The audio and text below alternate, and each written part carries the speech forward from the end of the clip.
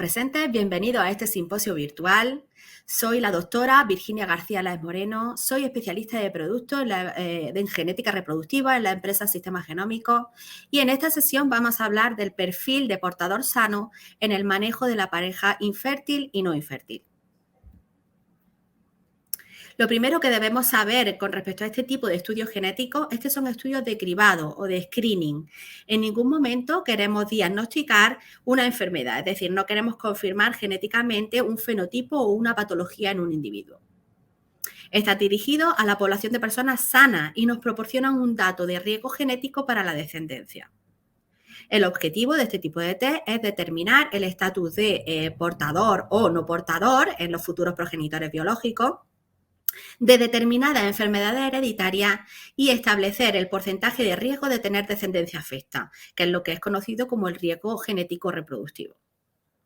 Es importante informar siempre al paciente de que se trata de un test de cribado, de manera que un resultado de bajo riesgo no excluye totalmente la posibilidad de transmisión de una enfermedad genética recesiva. Siempre existe lo que conocemos como el riesgo residual tras un resultado negativo. Además, estos test siempre deben realizarse bajo prescripción médica, ya que se recomienda el consejo genético pre y post-test. Las principales sociedades científicas internacionales, como son el Colegio Estadounidense de Obstetras y Ginecólogos o el Colegio Americano de Genética y Genómica Médica, recomiendan que todos los individuos y parejas deberían de ser informados sobre los test de cribado genético de portadores y las opciones reproductivas existentes para manejar su riesgo genético. Se recomienda su uso a cualquier edad, independientemente de la etnia y del riesgo o antecedentes familiares y preferiblemente en etapa preconcepcional. No son obligatorios, pero sí que son recomendables. Los estudios de portadores son una innovadora técnica que nos permiten identificar en los futuros progenitores biológicos la presencia de variantes patogénicas o probablemente patogénicas asociadas a enfermedades monogénicas con herencia autosómica recesiva o ligadas al cromosoma X. Son enfermedades con una conocida causa genética en un gen concreto. Su manejo clínico suele ser complejo. La mayoría de las enfermedades genéticas no tienen cura ni tratamiento, es decir, no podemos curarla, pero sí podemos evitar su transmisión a la descendencia utilizando este tipo de estudios. Según la OMS, la prevalencia global estimada de padecer una enfermedad monogénica en la población general es de un 1% de los recién nacidos vivos. Por lo tanto, la mayoría de enfermedades genéticas se consideran enfermedades raras porque tienen una baja frecuencia. Sin embargo, aunque parece ser que es una baja prevalencia, si sumamos todas las personas en el mundo que tienen una enfermedad monogénica recesiva, llegamos a los 300 millones de personas. Por lo tanto, el impacto global resulta importante y a tener en cuenta. La mayoría de enfermedades genéticas hemos dicho que se consideran raras, ¿no? Por su baja frecuencia. Aquí, sabemos que el riesgo de portador de una enfermedad recesiva va a variar en función del origen étnico y, por supuesto, en función de los antecedentes personales o familiares. Por ejemplo, os quiero mostrar la frecuencia de portador de la fibrosis quística, que para los judíos askenazí tiene una frecuencia de 1 de cada 24 individuos, para los caucásicos no hispanos 1 de cada 25, para los hispanoamericanos 1 de cada 46, afroamericanos también 1 de cada 46 y para los estadounidenses asiáticos los datos que hay son de 1 de cada 94. Otro tipo de enfermedades, otros ejemplos, por ejemplo, la frecuencia de portador de la atrofia muscular espinal es de 1 de cada 50, de la enfermedad renal poliquística autosómica es de 1 de cada 70 o el X frágil que serían portadoras 1 de cada 250 mujeres. No existe una lista cerrada de las enfermedades que tienen que ser incluidas en los test de portadores en este tipo de estudios, pero normalmente todas las empresas siguen las recomendaciones de las sociedades científicas internacionales. Sin embargo, las principales patologías recomendadas para el cribado básico de los donantes de gametos serían la fibrosis quística, la sordera neurosensorial no sindrómica, las hemoglobinopatías más frecuentes, más prevalentes, como la alfa y la beta talasemia o la anemia falciforme, la atrofia muscular espinal o el síndrome de X frágil para muestras femeninas. Luego ya cada empresa, cada clínica puede decidir hasta dónde ampliar el cribado de sus donantes. La probabilidad de que dos portadores de una enfermedad monogénica recesiva tengan un hijo afecto es del 25% y la probabilidad de tener un hijo portador asintomático de la enfermedad es del 50%. Sin embargo, cuando estamos hablando de enfermedades ligadas al cromosoma X, pues cuando la mujer es portadora de una enfermedad recesiva ligada al cromosoma X, la probabilidad de tener un hijo varón enfermo es del 50%. ¿Y cuándo es recomendable hacer este estudio de portadores? Bueno, pues en principio cualquier persona podría realizárselo, cualquier persona que quiera conocer los riesgos de transmitir determinadas enfermedades genéticas a su descendencia. Pero normalmente está indicado en personas con deseo reproductivo, de manera que debe realizarse siempre antes de planificar o antes de buscar un embarazo.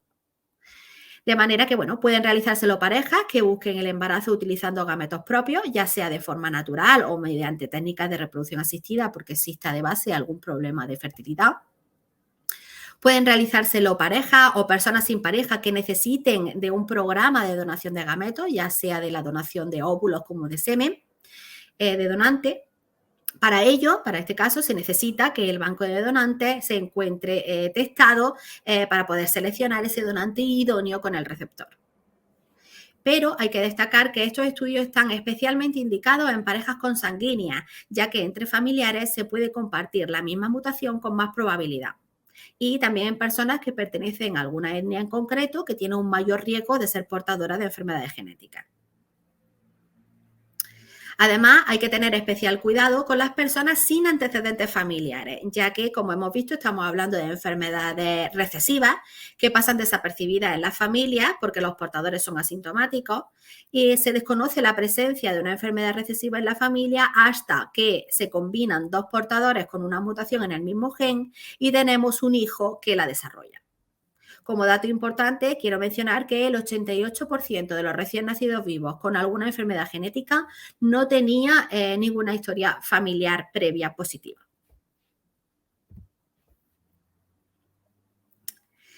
Todas las personas somos portadoras de unas 4 o 5 variantes genéticas patogénicas en uno o varios genes asociados a enfermedades recesivas o ligadas al cromosoma X. Esto hace que de un 3 a un 5% de las parejas no sean idóneas genéticamente, es decir, que son portadoras de variantes patogénicas en el mismo gen y por lo tanto tienen un alto riesgo de tener descendencia afecta de una enfermedad genética recesiva grave, que esto es lo que se conoce como el riesgo residual. La incidencia de tener un bebé afecto de alguna de las enfermedades incluidas en los test preconcepcionales de portadores es de 1 de cada 580. Este riesgo es mayor aún que la incidencia de presentar síndrome de Down, que es de 1 de cada 750 recién nacidos vivos en el caso de mujeres jóvenes. Por lo tanto, los conceptos de anticipación y prevención en medicina reproductiva son esenciales y los estudios preconcepcionales son los mejores aliados en la planificación familiar. Son una herramienta clave para poder tomar decisiones frente a las diferentes opciones reproductivas que existen para una pareja. Con respecto al informe de resultados de los test de portadores, tenemos que, por lo menos muestro aquí, cómo sería en la empresa en sistema genómico. Por un lado, vamos a mostrar el informe del estudio de portadores con la información de las variantes encontradas en cada individuo, que corresponde con la primera tabla que muestro en pantalla. Y luego una segunda tabla donde se muestra cómo se va a reducir el riesgo de ser portador después de realizar el estudio. Por ejemplo, vemos en esta segunda tabla cómo para la enfermedad de distrofia de conos y bastones pasamos de tener un riesgo de portador antes de realizarse el estudio de 1 de cada 100 y pasamos a tener un riesgo residual después de realizarse el estudio de 1 de cada 6.024. Por lo tanto, se reduce considerablemente. Por otro lado, aparte del informe que hemos visto anteriormente, luego llega lo que es el informe de matching, es decir, el estudio de idoneidad genética, donde se da la información del riesgo existente tras comparar la información genética de los dos progenitores biológicos. Entonces, con respecto a los informes de matching, pues tenemos que distinguir entre los informes de parejas con gametos propios, donde los posibles resultados podrían ser que es una pareja de bajo riesgo, donde los progenitores no comparten variantes en los mismos genes o la mujer no es portadora de una variante en un gen ligado al cromosoma X. Y el otro resultado que podría obtenerse sería que es una pareja de alto riesgo, porque ambos progenitores tienen una mutación en el mismo gen identificado como causante de una enfermedad. O también que la mujer es portadora de una variante en un gen ligado al cromosoma X. Como hemos comentado anteriormente, la unión de dos portadores puede generar descendencia afecta en un 25% de los casos. Por eso se hace imprescindible el consejo o el asesoramiento genético reproductivo. Por otro lado, dentro de los informes de matching, pues existen los casos de parejas que necesitan donación de gametos. En estos casos, lo que vamos a hacer es identificar al donante que no comparte mutaciones en los mismos genes que el receptor, o en el caso de las mujeres que no sean portadoras de enfermedades ligadas al cromosoma X. De manera que el objetivo es la asignación de un donante idóneo de bajo riesgo con el receptor. En sistemas genómicos contamos con una amplia gama de estudios a nivel del estudio de portadores, que serían el Preconcepción Focus, el Optimize y el Universal. Todos ellos están basados en la tecnología NGS, la secuenciación de nueva generación. Sin embargo, existen diferentes metodologías de análisis. Ninguna opción es mejor que otra, tan solo debemos conocer el enfoque diagnóstico del prescriptor antes de ofrecer una u otra para saber cuál es el alcance del estudio. Dentro de las dos metodologías de análisis tenemos por un lado lo que son los paneles de captura y secuenciación dirigida, como sería el Preconcepción Focus y el Optimize. Son paneles multigénicos dirigidos al análisis de variantes patogénicas conocidas y previamente descritas en genes concretos. La principal ventaja de este tipo de esta metodología de análisis es que podemos analizar cualquier variante en cualquier parte del gen, es decir, en regiones reguladoras, en intrones, en zonas intermedias, entre el exón y el intrón, en regiones flanqueantes, regiones finalizadoras, etc. Por otro lado, se encuentra la otra metodología de análisis, que es pues, un análisis basado en exoma, como sería el Preconcepción Universal. En este estudio se secuencian los exones de los más de 19.000 genes del genoma que codifican proteínas. Concretamente, para extenderme un poquito más en el Universal, que es nuestro producto estrella, pues en él se secuencian concretamente 19.433 genes. Posteriormente se hace un análisis bioinformático para el filtrado y análisis de los resultados y mostrar únicamente la información de los genes relacionados con patologías recesivas. Concretamente, se van a analizar 2.279 genes asociados a estas enfermedades autosómicas recesivas y ligadas al cromosoma X, correspondientes con más de 2.400 patologías. Y luego mostraremos únicamente la información de las variantes patogénicas o probablemente patogénicas encontradas. Este gran número de genes analizados hace que SG Preconcepción Universal sea adaptable para todas las empresas y evite los problemas de incompatibilidad de matching entre las diferentes soluciones del mercado. De manera que, como abarcamos todos los genes de todos los paneles de la competencia, es la solución más completa del mercado.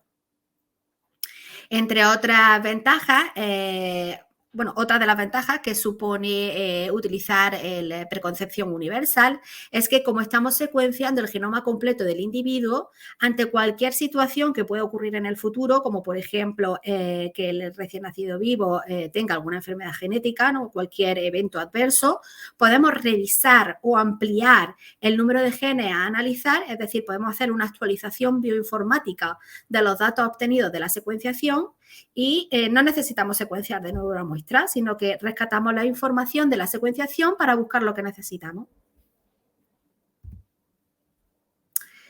Por último, bueno, el informe de resultados que podemos mostrar incluye todas las variantes patogénicas o probablemente patogénicas obtenidas en el análisis, o también podemos realizar una personalización del informe de resultados para mostrar la información requerida por el médico en cada caso.